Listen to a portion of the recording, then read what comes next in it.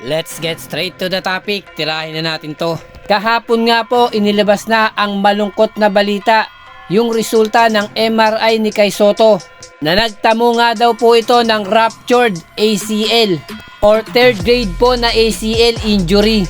Nang ibig pong sabihin, napunit po yung kanyang ACL.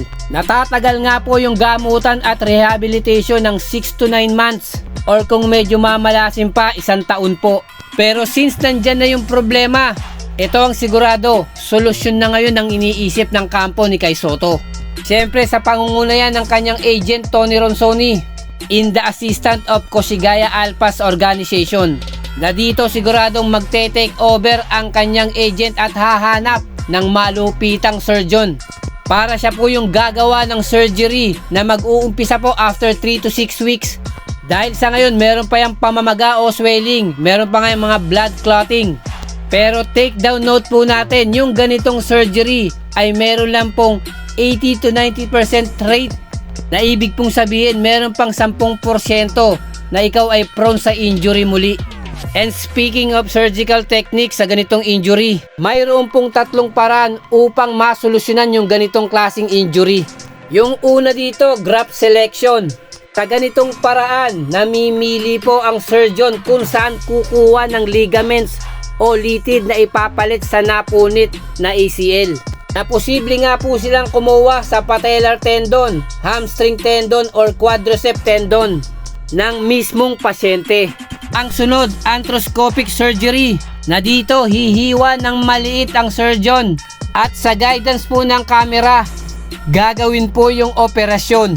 Na ang maganda rito, babawasan ito yung recovery time ng isang pasyente, na kaunti lang po ang may dudulot na peklat ng operasyon na to. At ito pong pangatlo ay yung tinatawag na graft placement and fixation, na ito na po talaga yung actual na operation, na kinakabit na po yung ipinalit na ACL na napunit na galing po mismo sa pasyente. Dito na yung bubutasin yung mga buto sa tuhod, then ilalagay na po yung ipapalit na ACL. Kasama doon yung mga fixation device, screws, nakakapit po at sosuporta muli sa yung tuhod, na napakaselan po at critical, na dapat yung alignment at yung ligaments na ipapalit ay nasa tamang posisyon para nga po ito sa mas magandang resulta.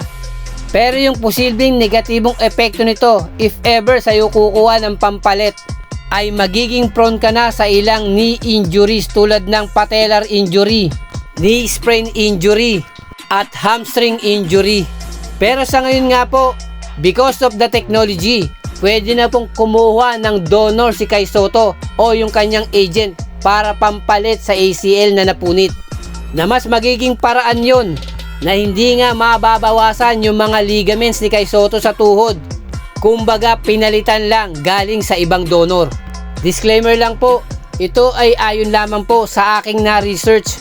Hindi rin po ako eksperto sa ganitong mga bagay at basic lamang po ang aking ibinabahagi, na syempre eksperto pa rin, professional, yung talagang nakakalam ng mga bagay na ito.